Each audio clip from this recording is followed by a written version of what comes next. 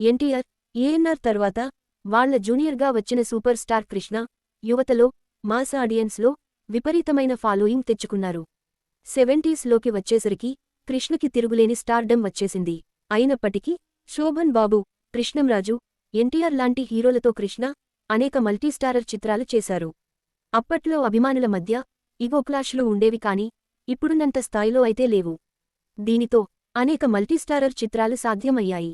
ఎన్టీఆర్, కృష్ణ కలిసి నటించిన super hit చిత్రాల్లో దేవుడు చేసిన మనుషులు ఒకటి. ఈ మూవీలో ఎన్టీఆర్ సరసన జయలలిత, కృష్ణకి జోడిగా విజయనిర్మల నటించారు. మల్టీస్టారర్ సినిమా చేయడం అంటేనే సాహసం. పైగా ఒక స్టార్ హీరో మరో స్టార్ హీరోని కొట్టడం అంటే ఇంకా రిస్క్. ఎందుకంటే దెబ్బలు తినే హీరో అభిమానులు బాగా హర్ట్ అవుతారు. ఇటీవల రాజమౌళి RRR చిత్రంలో ఎన్టీఆర్ని రామ్చరణ్ కొరడా దెబ్బలు కొట్టే సన్నివేశం పెట్టారు.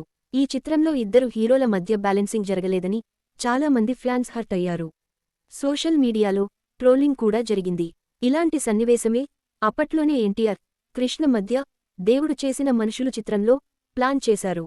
ఈ రెండు చిత్రాల కాంటెక్స్ట్, సన్నివేశాల నేపథ్యం వేరు కాని కొరడా దెబ్బలు మాత్రం కామన్. సన్నివేశం ప్రకారం ఎన్టీఆర్ని స్తంభానికి బంధించి కృష్ణ కొరడా దెబ్బలు కొట్టాలి. సీనంతా రెడీ అనుకున్న సమయంలో ఎన్టీఆర్ అభ్యంతరం చెప్పారట. అప్పటికి ఎన్టీఆర్ అగ్ర హీరో. కృష్ణకి కూడా అద్భుతమైన ఫాలోయింగ్ ఉంది. దీనితో ఎన్టీఆర్, కృష్ణని హెచ్చరించారట. బ్రదర్, మనిద్దరిని విపరీతంగా అభిమానించే ఫ్యాన్స్ ఉన్నారు. మీరు నేరుగా నన్ను కొరడాతో కొడితే థియేటర్లు రణరంగం అవుతాయి అనిపిస్తోంది. ఇద్దరి ఫ్యాన్స్కి అది మంచిది కాదు.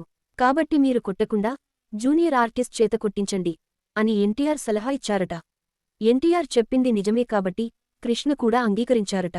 మొదట కృష్ణ దగ్గర ఉన్న కిరాయి వ్యక్తులు ఎన్టీఆర్ని కొరడా దెబ్బలతో హింసిస్తారు.